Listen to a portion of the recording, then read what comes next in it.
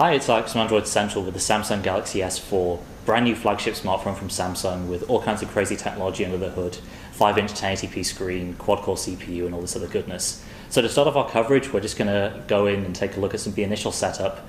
So the first few menus that you see when you get your Galaxy S4, turn it on for the first time. I want to get it set up and customized.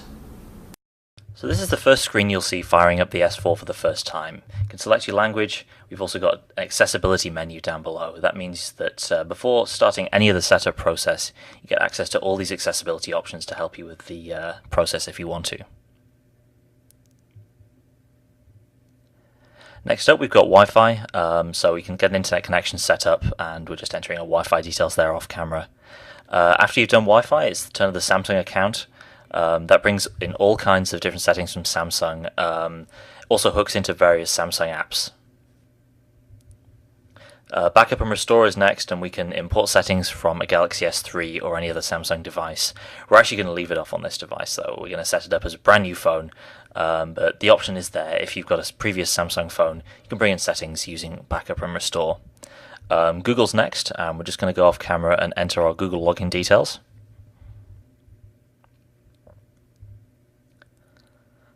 So we're prompted to join Google Plus if we haven't already. There's also a similar option to bring credit card information in if you've not associated a card with your account through Google Play. Both pretty big parts of the Google experience these days, Google Play and Google Plus, so no big surprise to see them in the setup process. Backup and restore through Google as well. Again, we're going to set it up as a new device. But if you do have a previous Android phone, it kind of works in the same way as Samsung's own restore service. Things like Wi-Fi passwords are restored through Android, which is nice to see. But we're just going to set this device up as a brand new one to get kind of a feel for the clean GS4 experience out of the box. Location consent is next. This is a standard Android thing. Lets Google use Wi-Fi data to determine your location, and that's kind of a backup if GPS isn't working. Dropbox is bundled too, and you get 50 gigs of free storage out of the box for 2 years, so the life of a standard contract. We're just going to go off camera and enter our Dropbox details. Next up, Dropbox Camera Upload. That's a feature that lets you automatically upload photos that you take when you're on Wi-Fi or data connection. And there's also a Samsung device app request there that lets you hook Dropbox photos into the stock gallery app.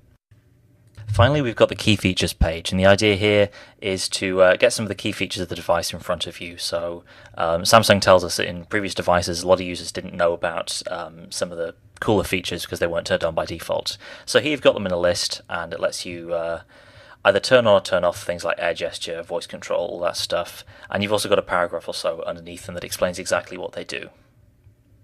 And the last stage of the setup process is giving the phone a name. This doesn't really affect anything, but if you have multiple devices, it might be nice to be able to tell one from the other. So we're just going to call this one Mobile Nations, and that's going to be it for us.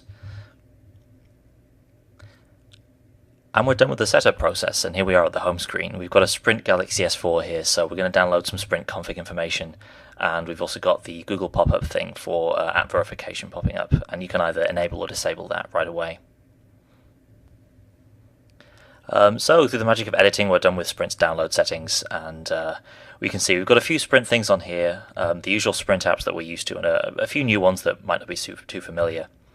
As you can see, the UI is more or less the same as earlier Samsung implementations, very familiar if you've been using an S3 up until now. But here's something that is new, and it's something you might find yourself playing around with if you pick up an S4 for the first time. When you unlock the screen, you get this neat little light pattern, kind of a lens flare effect. And if you've got Air View enabled, you'll also notice that there's kind of a flare that follows your finger around before it touches the screen, which is really cool. So there you go, very quick first look at the setup process and kind of getting started with the Galaxy S4. We'll have much more on this phone in the days and weeks ahead, so stay tuned to AndroidCentral.com.